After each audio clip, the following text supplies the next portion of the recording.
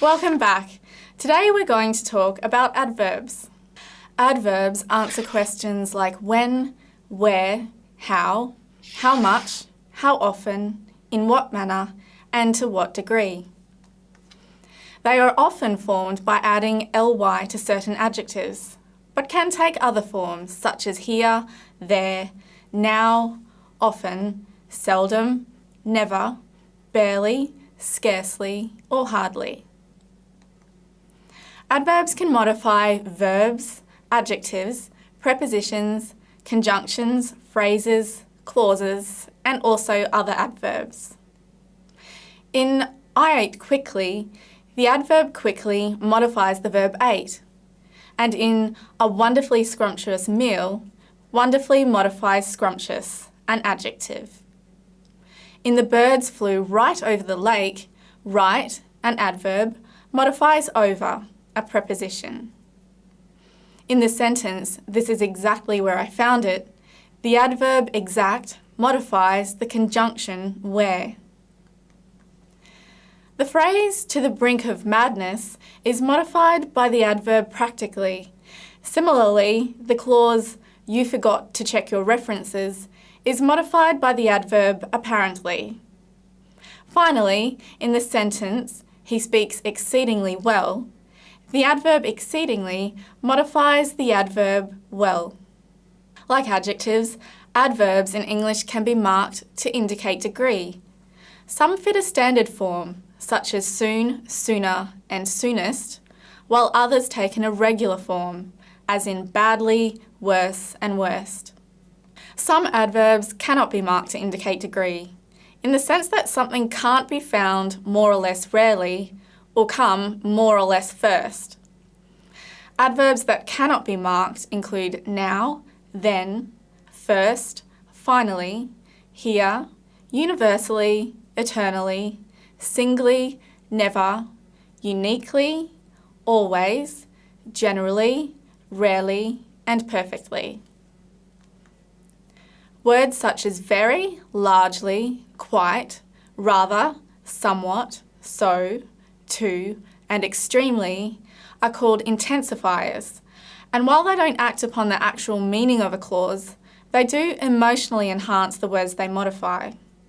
All intensifiers are adverbs.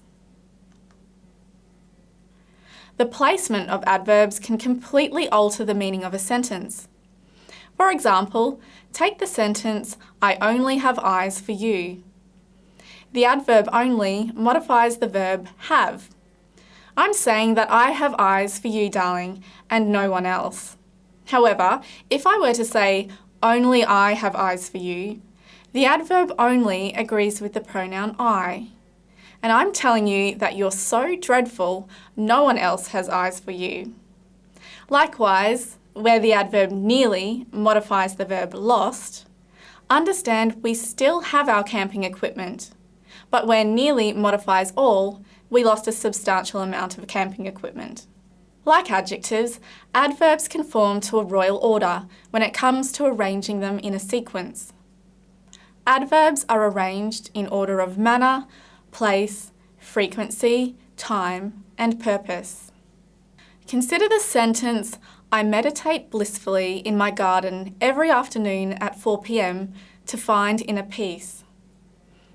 Blissfully is the manner in which I meditate. My garden is where I meditate. Every afternoon is how frequently I meditate. At 4 p.m. is when I meditate. And finding inner peace is the purpose for which I meditate. You should be careful when using adverbs, as they are well known for their ability to weaken writing. This is because whenever a word is modified, its meaning is altered. Sometimes this is good, but sometimes it robs that word of its power, clutters the text, and adds superfluous information.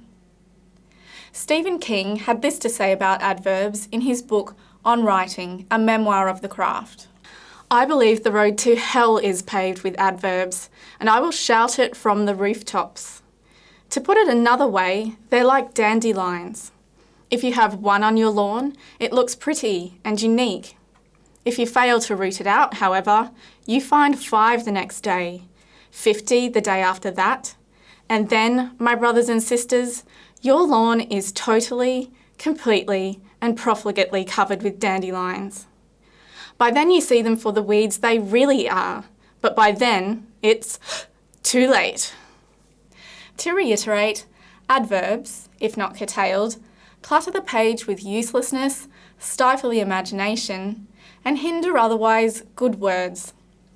For example, the sentences Daria walked lazily to the bus stop and Jane ate her pizza messily and quickly are boring and verbose owing to the adverbs lazily, messily, and quickly.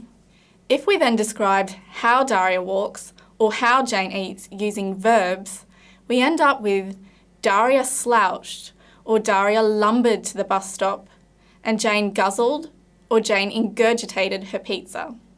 One final piece of advice is this: avoid weasel words. Adverbs like actually, apparently, arguably, basically, certainly, definitely, duly, essentially, frankly, and generally are weasel words. When poorly used, these words are vague, ambiguous, and unnecessary. One potential Prime Minister of Australia was rumoured to have lost an election because every time he spoke to a journalist, he prefaced his remarks with "speaking frankly," which sabotaged his message.